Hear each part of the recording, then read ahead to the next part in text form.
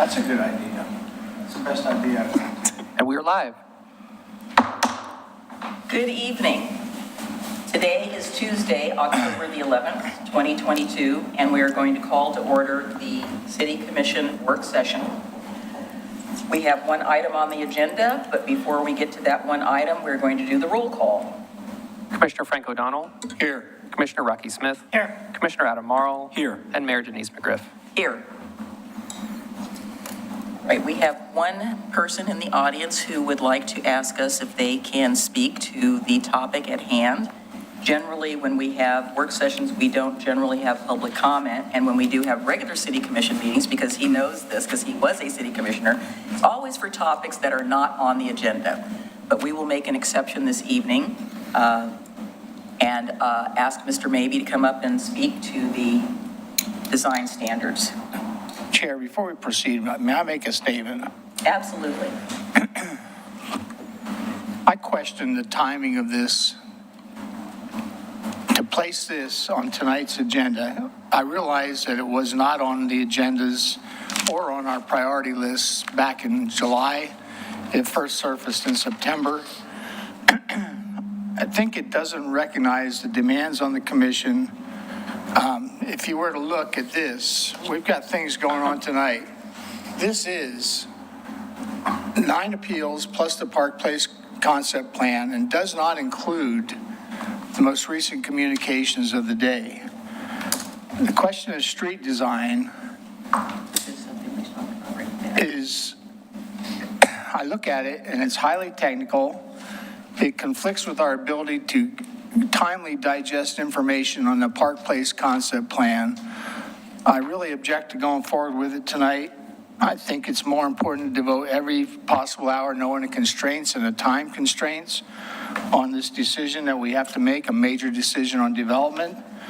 I also think that if I were to look at the street design plan, it's 300 pages, 300 technical pages of street design for people who do not make a career of that. Why does that not have a summary as to how this changes from what we do today? Something more easily digestible from volunteers such as your commission. It's got components in it that can easily be overlooked, which we'll discuss in the course of the meeting.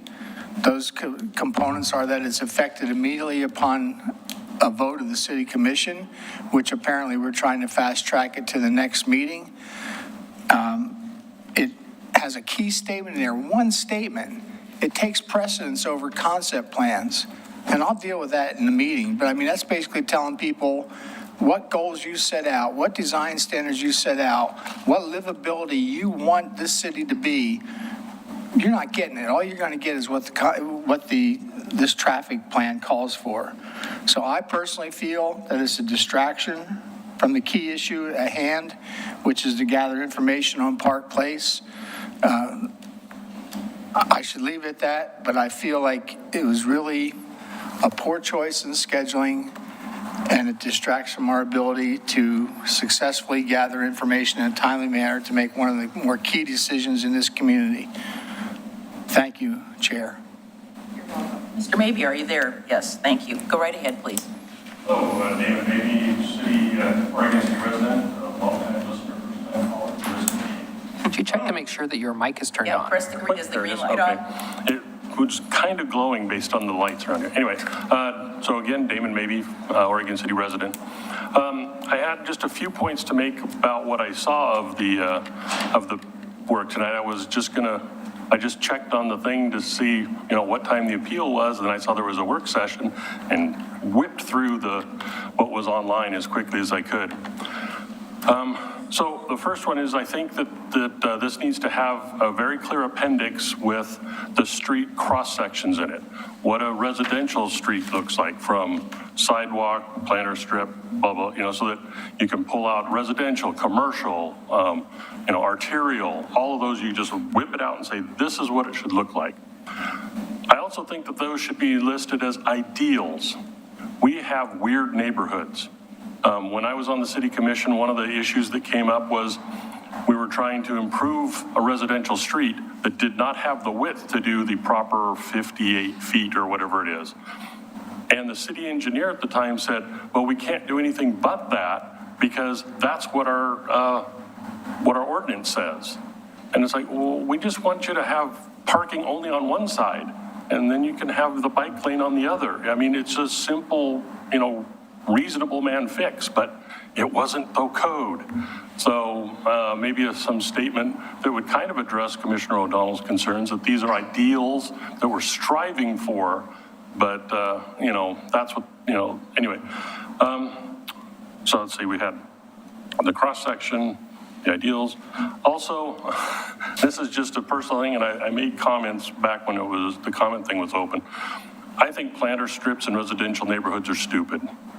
If you want give somebody 5 feet of tree space, put it in their yard so they can get 5 feet of tree in their yard. They can put a major oak, a pine, a maple, something that actually produces shade and doesn't block people's vision when they're trying to pull out on the street. As somebody who drives a pickup truck, those street trees leaf right in my window. I have to creep and creep and creep. And I know that all these delivery drivers have got to be going nuts. And the other thing is planter strips don't work. Look around, drive around the city and look. They're either gravel, they're dead grass, they're rose bushes. Half the trees in the strip are dead. And then there's always the fight of, well, that's city property, not mine. I don't have to take care of it. Well, if it's in your yard, you got to take care of it. It makes sense in commercial. It makes sense, where you can in industrial. But just give the people their yard so they can do something real with that space. And the other thing is you pull up to your house, you get out with your bag of groceries, and you step in mud. If it's winter and it's been raining, it's nothing but but trouble. Whereas you should be able to step out onto cement, walk to your walkway, and up into your house. I think that's it. Yeah, that's it. Thanks, appreciate it. I know it's normally you don't take testimony, but I didn't have time to write anything down. We're calling it comment, but yes, as you recall, when we were on the Planning Commission together, the street design standards did have cross sections because there was a reference point. You could look at it and you knew that the collector was this, the local was this, the arterial was this, major highway. Yep. So Yeah, it may be there, but in the documents that I saw online, it didn't exist. So I just wanted to make sure that comment was there. Thank you. Thank you.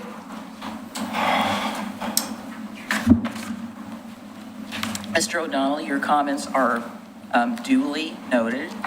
As I recall, and my memory could be faulty, that we did talk about this, and I do recall Mr. Lewis saying that we were going to be talking about this in the future.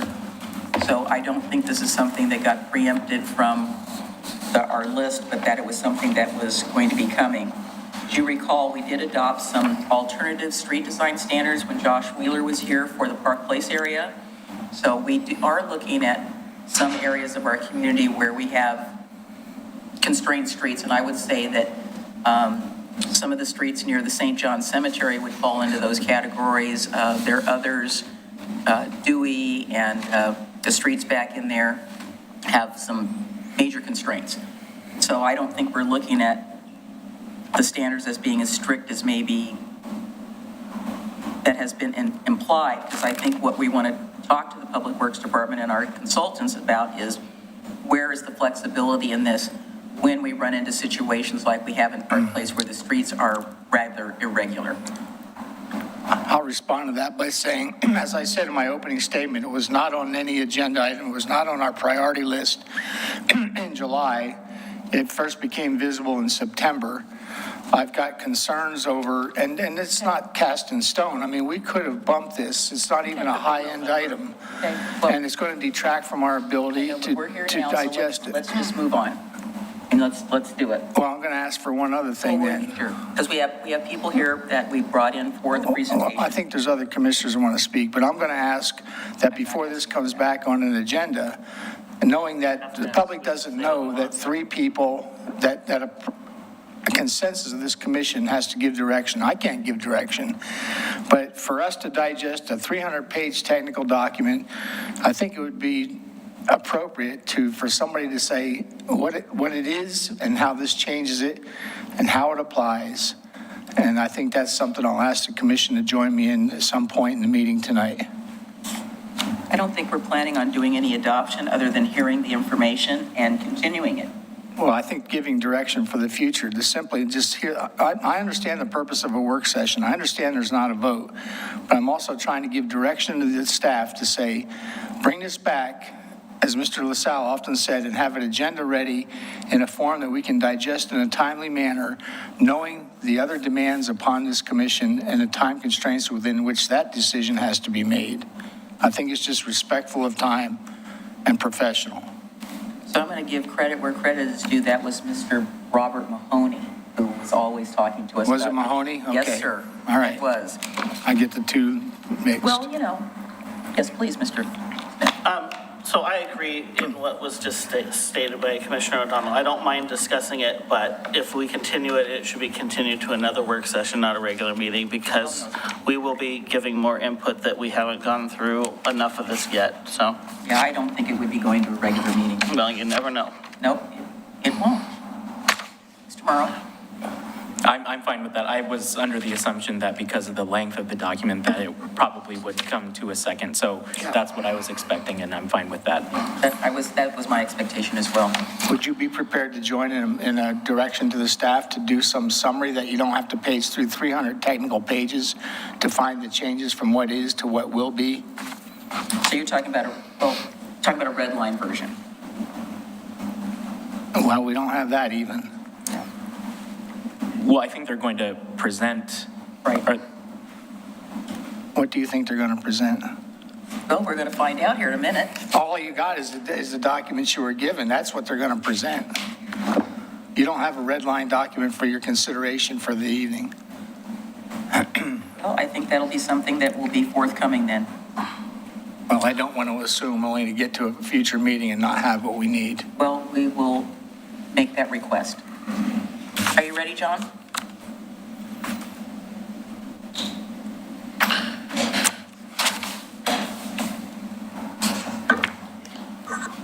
All right. Well, thank you, commissioners. I understand the concern for tonight, especially. I think we had a work session scheduled, but the land use workload for tonight was kind of an unplanned event, so we needed to fit them both in. So this has been work that's been ongoing for some time in the department. So it isn't, it's taken us several months to get here. We hired Kittleson, I don't know, 6 months ago or more, maybe more. But that said, whatever we can provide to help the commission get through this document. Today was a work session with a high-level overview. We weren't going to dive into the depth of this document at all. And I want to completely acknowledge that this particular city, as one of the oldest, or the oldest city, incorporated city, west of the Rockies, I think, is that right? West of the Missouri River. Oh, geez. I looked it up. It said west of the Rockies, but... You can't believe everything you read on Wikipedia. I have done the research. I have researched the maps from 1844 for Louisiana and the area south of St. Louis. Okay. There were cities on the other side of that river. My main point is that in Oregon City in particular, we've got a large diversity of existing conditions. We find those, and we come up against that problem regularly. So this document probably applies less to trying to fit new street sections into old neighborhoods, and more about guiding new development that is also very complex and has constraints and situations that may require something different. So I just want to acknowledge that, Oregon City is unique in many ways, and street standards is one of them. And so trying to write a standard that fits in the design philosophy or the the existing conditions of Oregon City has been a challenge. And I think we've got Julia Knudsen and Hermanus Stein here, who are with Kittleson Associates, and they have it is a short presentation, and we've been asked to keep it even shorter. So I'm going to quit talking, but we'll just present it. Happy to bring it back again, and happy to provide resource documents for you with regard to, whatever it is that you ask us for. And so with that, I'll turn it over to Hermanus, who's the kind of senior project manager on this. So thanks for the opportunity to share this project. Julia will do the presentation. So just a quick introduction. I'm Hermanus Stein. I'm a senior principal engineer at Kittleson Associates. And then Julia and I have the privilege to get involved with providing a lot of street standards across the US and also leading DOT's, Department of Transportation's, to update their roadway design standards with where the industry is going. And that is really, Mayor, you mentioned building in flexibility on how we approach these projects in this constrained environment that we live in. So, this is Julia. All right, good evening. My name is Julia Knudsen. I'm an engineer at Kittleson and Associates, and I've been working closely with Hermanus Stein on the standards, and John and Josh and others at the city. So we're excited to provide an overview for you tonight, and then we'll have some discussion at the end for any questions you'd like to dive into more. So with that, I will get going. We're going to provide an overview of the purpose of the standards, the process of how we got to where we are today, some of the key themes that set the foundation for these standards and that we've integrated throughout the content. We'll give a brief chapter overview, and then we'll highlight some of the topics that are unique to Oregon City, and then have some time for questions and provide answers for you to continue this discussion. The purpose of the standards is to implement the city code. We understand that this is a foundational document that sets the basis for how you do your projects and conduct your processes and practices. And so these standards are based off of that and are consistent with that. We have also developed these standards to guide private development, so new development that's occurring within the city. This can provide clear guidance for them on how to approach project decisions. And we also have criteria for capital improvement projects, so thinking about both the private and the public projects that are occurring within the city. And we've included engineering guidelines for those projects. We think that integrating these standards can really help apply a consistent approach to the projects with flexibility. And we'll talk about how there is design flexibility built into these standards, and that is a key theme throughout these standards as well. Understanding when these criteria that we have in these standards can be met, and then when we are in those constrained environments and faced with those complex situations, how we can introduce design flexibility to meet the goals of the project. We've been working with the city for the past year, and we started with reviewing many of the documents that you currently use at the city, and also the Clackamas County roadway design standards, and then also at the state level with the Oregon Department of Transportation, and then national research. And so we've done our best to integrate the most current research into these street design standards, and then also align with the current documents that are already available within the city and the county and the state. We started with a long list of topics that we wanted to include within the standards, and then we worked with the city to develop a table of contents to organize these topics in a logical way and make this easy for somebody approaching a project to integrate this information. We have then prepared draft standards, revised draft standards, and final standards. So we've gone through 3 different iterations thus far, and we've worked really closely with the city staff to conduct work sessions and have conference calls to make sure that we're getting all of their detailed input and feedback, and make sure that we're incorporating their direction appropriately. And so we're at that, this current activity is the final standards that we're here talking with you about today. And this is the process of how we've gotten to where we are. Some of the key themes that we used when we were starting this project and that set the foundation and are integrated throughout the content. We verified consistency with the city code. The city code does take precedence over these standards, and so we've made that clear in documenting that within this information.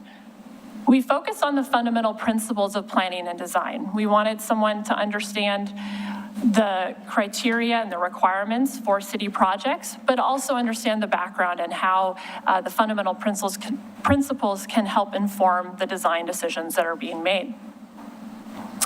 Providing flexibility and noting the need for documentation. So again, we understand that there's going to be certain cases that are going to require some flexibility, and so we've outlined a process in which those projects can collaborate with city staff, get more direction from city staff, and then document and justify those different decisions. We've noted the differences between private and public projects. We know there are differences in some of the procedures and how they are approached, and so that is noted throughout. And there are additional references and resources that are going to continue to be helpful and supportive to supplement these standards. Clackamas County roadway standards were very helpful in integrating some of that information into these city standards, and that will continue to be a resource that can serve projects. The ODOT blueprint for urban design sets that statewide urban design guidance for projects, and so that, again, can provide additional information when we're approaching different projects, particularly in different contexts. And the MUTCD, the Manual on Uniform Traffic Control Devices, and the AASHTO Green Book, the Policy on Geometric Design of Highways and Streets, those are two fundamental national documents that will continue to be resources for projects and anyone approaching these types of projects. So we ended up with 10 chapters and 3 different appendices. And so the next few slides, I will walk you through some of the information that's in each one of those chapters. Chapter 1 provides the purpose of the standards. It sets the stage for the information that is contained within the document. It identifies and outlines the project team roles, both on the development side and then also within the city, and highlights those other relevant resources that are going to continue to be useful when people are working on projects.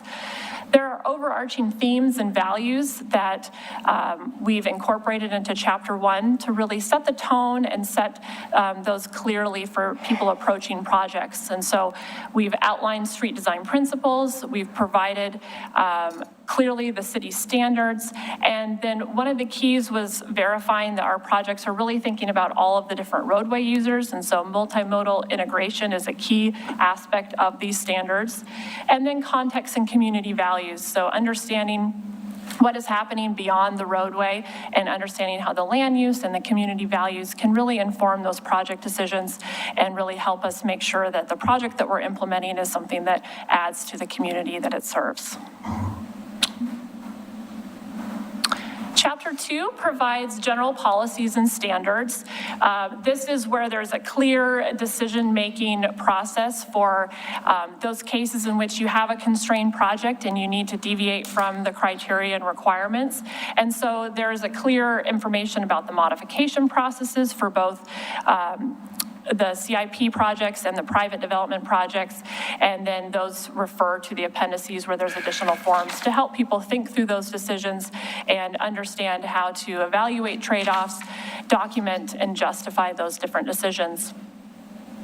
The city practices are also provided in Chapter 2, discussing topics such as permitting, inspections, access management, right-of-way, survey, and historic districts, understanding those unique aspects of the city that we want to make sure are preserved. Chapter 3 is a very important chapter that a lot of designers are going to go to for the principles of street design. And so this covers all of the different details regarding cross-section, horizontal and vertical alignment, intersections, and sight distance. This information is consistent with Clackamas County and Oregon Department of Transportation, and this is going to be where designers are really diving into the details on how to design the streets. There are additional topics that support the street design that are covered in this chapter as well. Traffic calming, thinking about the speed management treatments, driveways that are interacting with our projects and along these roadways, the private streets and how those differ from the city roadways, and then, of course, the fire standards. Chapter Chapter 4 focuses on multimodal design. So we have set this chapter up to verify that our projects are really thinking about all the different users of the roadway and integrating the needs of those users and understanding the specific design considerations. So those people that are walking and biking, the transit that is existing on the city roadways, and then also the alternative transportation modes. We're seeing emerging technology with different types of transportation, from electric bicycles to e-scooters and things like that. So we have a section in this chapter that just introduces the need to consider those types of modes, and then that could be expanded as more information becomes available on those modes. And then also freight that is navigating through the city. And so there are specific design considerations for each one of these users. And the idea is to make sure that we're thinking beyond the cars and trucks that we're typically, focusing on serving, and making sure that all the different roadway users' needs are integrated into the design from the very beginning through the end and implementation. Chapter 5 focuses on the traffic engineering. So all of that engineering that supports the street design, it provides information on how to identify the design speed and operational standards for the city. And then it gives specific information about the different types of intersection traffic control, from stop control to intersections, yield, signals, roundabouts, all of those different traffic control that we're going to see on those city streets. There's a lot of details on signal design and those city-specific criteria and characteristics that we see with the signal design, signing and pavement markings, and construction traffic control. These sections do rely heavily on the Clackamas County roadway standards, and so that information is referenced in those sections, but there's specific information that is related to the city criteria and preferences for those different topics as well. So after those first 5 fundamental chapters, we get into an additional 5 chapters that really focus on specific topics. And so chapter 6 is covering the pavement design, all the different specific design criteria, what's allowed within the city. And so there's a lot of good information and tables that are going to be nice resources for projects. Chapter 7 is stormwater. We know the city already has a very nice stormwater and grading design standards, and so we didn't repeat that information here in Chapter 7, but we have referenced that other standard document and then highlighted some of the topics and provided additional considerations on it in a few different areas. Chapter 8 focuses on utilities, so thinking about the public and the private utilities, how those interact on a project, and then provides guidelines and information on how to coordinate with those on a project. Chapter 9, the street lighting.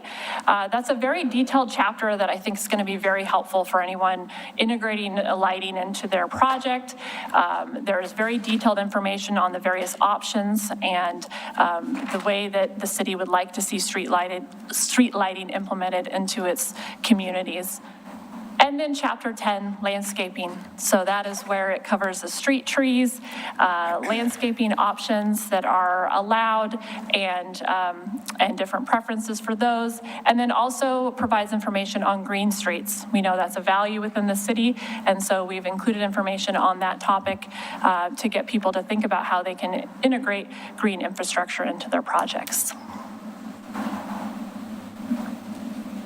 There are additional references on different documents that we use to prepare the standards, and then different resources that will continue to be helpful to projects depending on the type of project, and then appendices. And so the appendices provide specific forms regarding some of the processes that people are going to have to be using to conduct projects, and then also some checklists that are going to support some of the project decisions.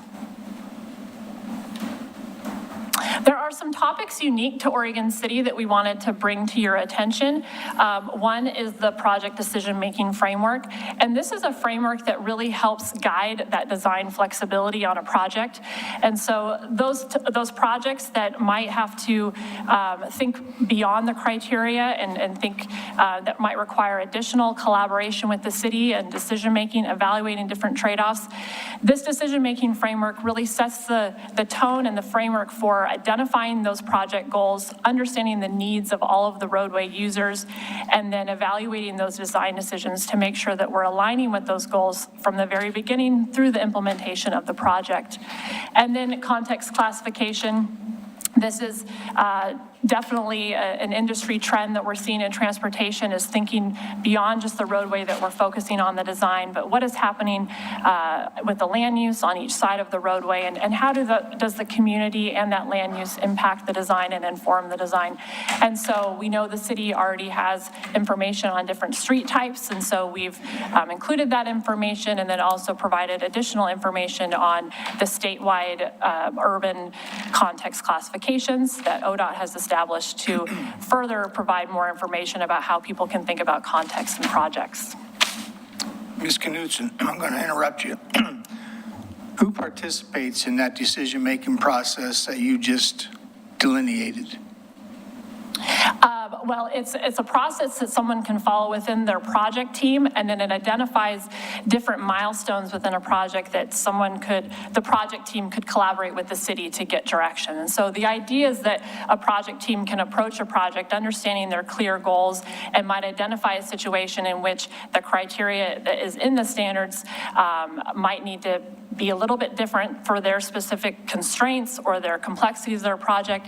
And then that would be a time to go and work with city staff to identify some alternatives that the city is comfortable with, get some direction from the city, maybe how they've approached other projects similar to that, and then collaboratively make a decision. And then the key with that is documenting those decisions and making sure that someone who is documenting and making decisions early in the project, that those are carried forward to each stage. So there's different milestones throughout, but it would be, collaborating with city staff. In addition to staff, at what point do citizens get engaged in this process? Yes, I mean, that too is part of that overall decision-making. And so getting input from stakeholders throughout the project it can happen all the way from the early stages where they can have the most influence on a project and those early project decisions. And then there's likely milestones throughout as well. I don't know if, John, you want to? Well, I just want to, we've had several past studies that the commission's adopted that we work, their concept plans. I'm thinking of the one that we did in Park Place neighborhood where we adopted a list of those streets that are already developed, where we're trying to figure out what does that street look like in the future given the existing development on either side of the street. So that's a great example of this context design where we're actually reaching out to the neighborhood. We've got another one, we did the Loader Road intersection design. That's another example, and right now we're working on some loop trail segments where we're bringing in the public, and we're hearing from the public, and when they want something a little different than what might be published in this standard, that's where this process would play into that and help us figure out what's allowable and what's just off the table, or what should come to the city commission level versus being a staff level decision. So I think it kind of acknowledges what I'm hearing from just the testimony that we heard tonight and from what I think I've heard from the commission, which is concern for, we've got a standard and you somehow have to figure out how to make it fit, especially in our existing areas.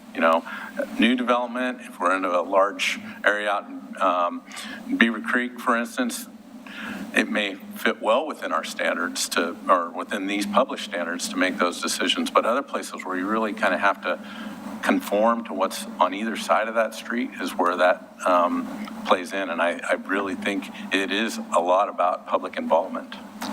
Well, then my concern is a single sentence in there that says that this plan takes precedence over any concept plan. That summarily dismisses the concept plan. The concept plan is the goal to to livability as defined by our citizens. So to simply override that with that single sentence in there, all I did is skim this document and it jumped out at me. So I think we have to have a discussion about Mr. Maybe's approach to this. You know, we've all sat up here and seen the differences between one word, will, shall, and might. And if this thing comes to me with this sentence in it, I already know how I'm going to vote when the time comes. So figure it out. Can you make sure that, do you have it handy so that the other commissioners who have not maybe skimmed it as much as you have? It's only an electronic. I've already got a 3-inch folder on something else we're I going to have do. the whole thing here. Well, it's in there, and it's fairly early in the presentation. But it says, so it's a one sentence that says, this plan takes precedence over concept plans, and that's not happening. Mr. Maybe's approach has a lot of merit. Yeah, I don't disagree with that either. I think we'll have to look at that statement because I don't remember it being meant that way, but so often there. concept plans are at such a high level of the land use planning process, right? They've established a concept. And then as we move through the development process and the DDAs, we've got to figure out how to get it to reality of construction.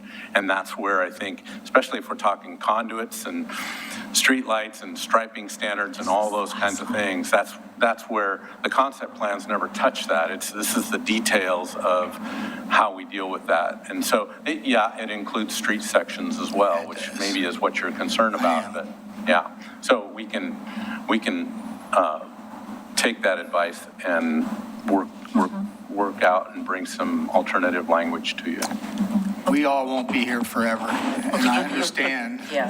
hopefully. To give you an example, on the South End concept plan, we talked about, we put in that document ways by which we could meander the streets, and I'm using that word loosely, so that we would avoid any streams or having to put them in pipes. And so the streets aren't straight. They're not, a typical subdivision layout.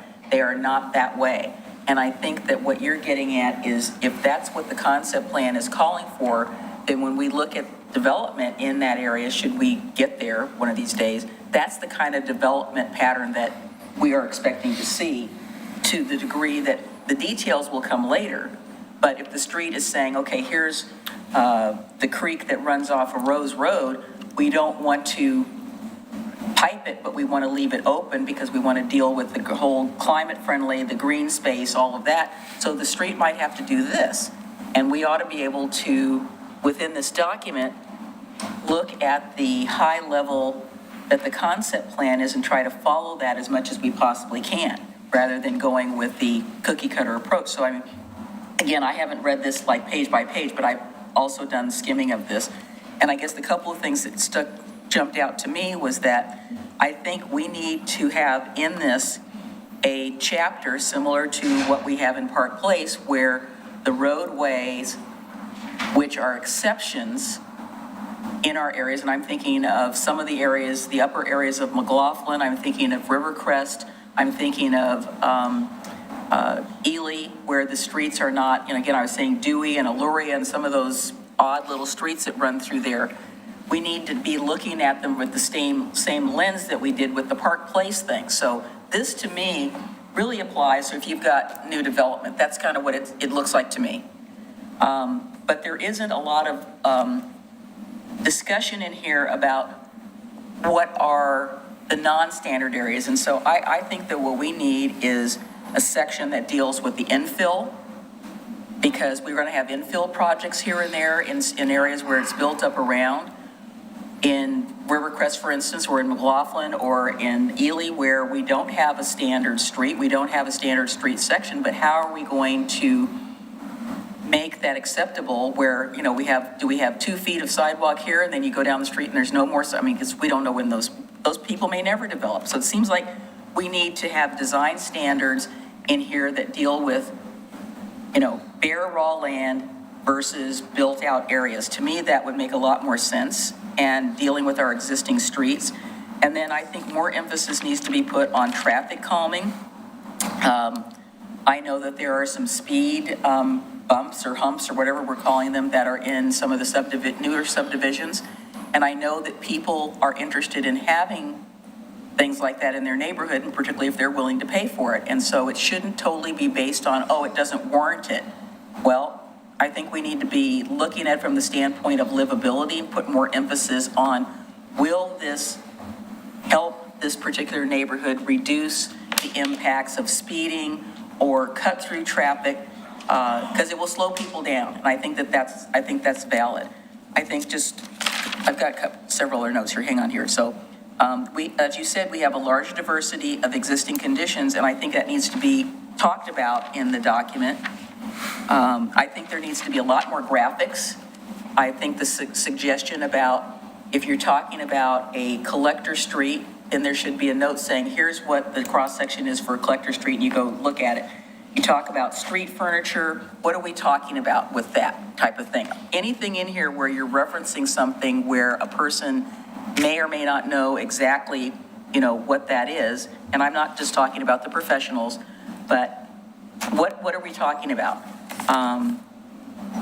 We talk about, there was a section in here very briefly touching on greening, and we say encourage. I think we need to be looking towards more, and I know maybe this is going to be heretical, but we need to be looking towards not saying we encourage you to do it, because that means, well, I can do it or I can't do it. We need to have people who are looking at this, the planners and the designers, they should be incorporating green stuff into their neighborhoods. How do we reduce the amount of pervious pavement?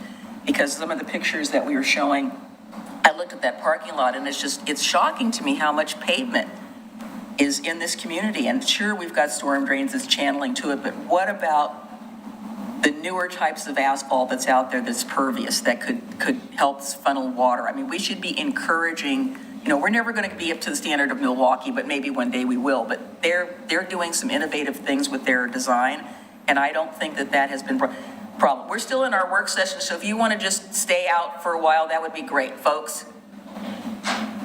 If you guys want to just wait in the lobby till we get done with the work session, that would be terrific. I know you're here for the hearing, but if you could just wait till we get done with this and then come on in later, that would be fantastic. Thank you so much. So just those little, this is very high level for me. We need to put in, again, more about traffic calming and how we help calm the streets, and we need to be innovative. There's new stuff out there, I'm sure. And how do we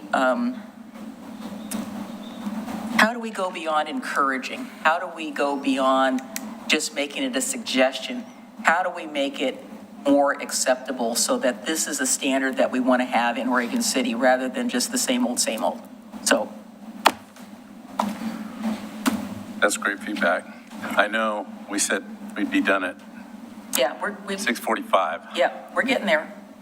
I just wanted to quickly point out to Commissioner O'Donnell's point, the concerning statement that he brought out. You can find that on page 1-3 in the introduction with the table of contents. It says the standards presented in this document take precedence over the Oregon City concept plans, corridor plans, and studies if conflicts exist.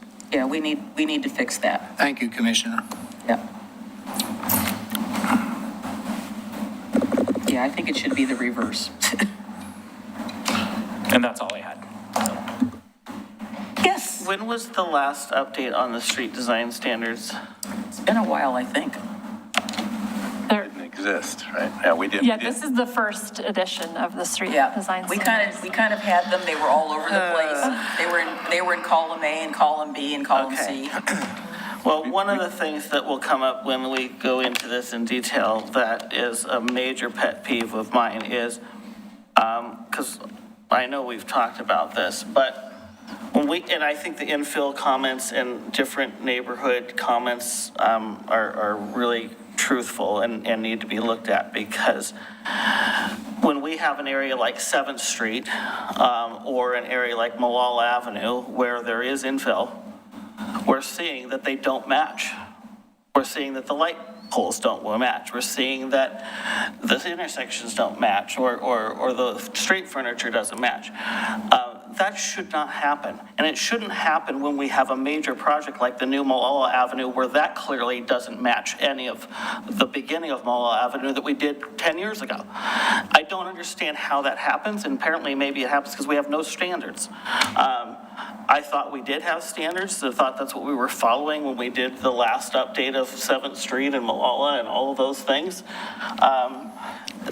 It shouldn't be piecemeal. It shouldn't be, we don't drive to other cities and see 10 different lampposts.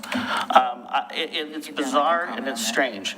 So where in that do we figure out that issue is one thing that I'm going to be really asking about. And if that's not something that we can fix in this city, then it's a no vote for me as well.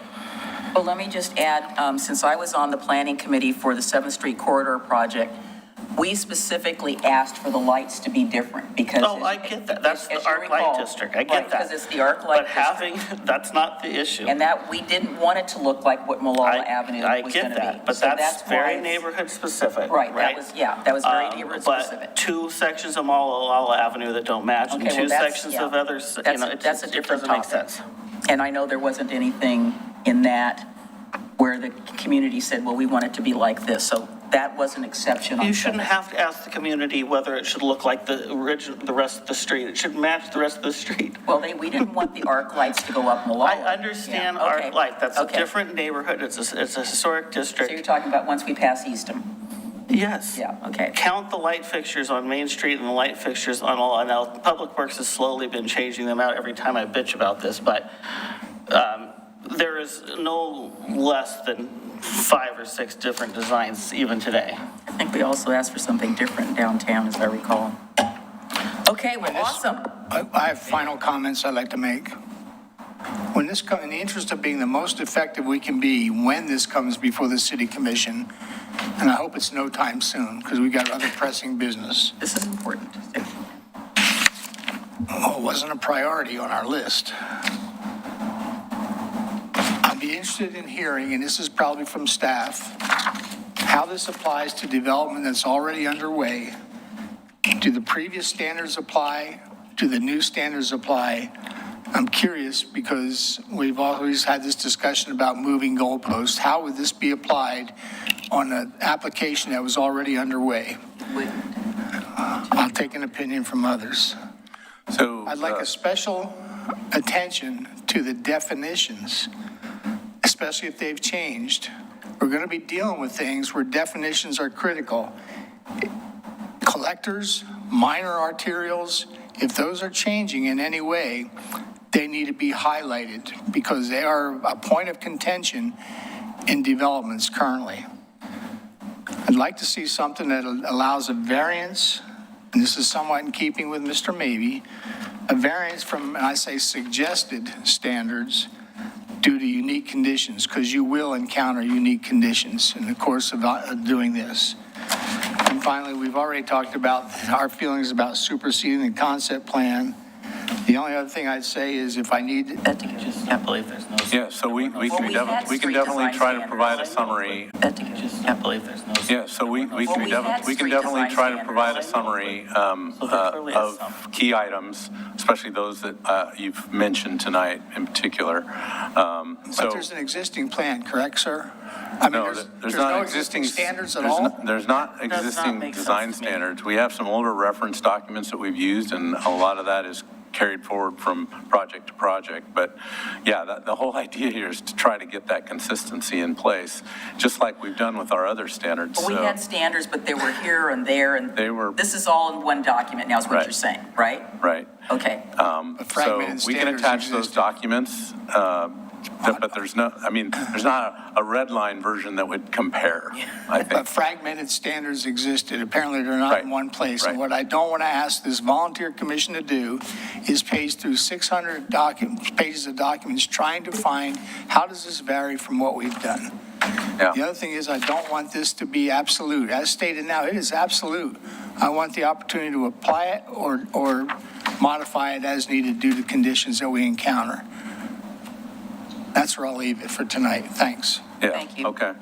Okay, being no further business. What do we- they have to finish the presentation. I thought they were done. Yeah. Are you done? We're pretty much done. This is the last slide. so Okay, Yes, all no, right. that's fine. Well, I'm going to adjourn the work session, but thank you so much, I appreciate it, and give my regards to Wayne. I hear he comes in from time to time, Yes. so, right, thank you so much. Thank you for your time.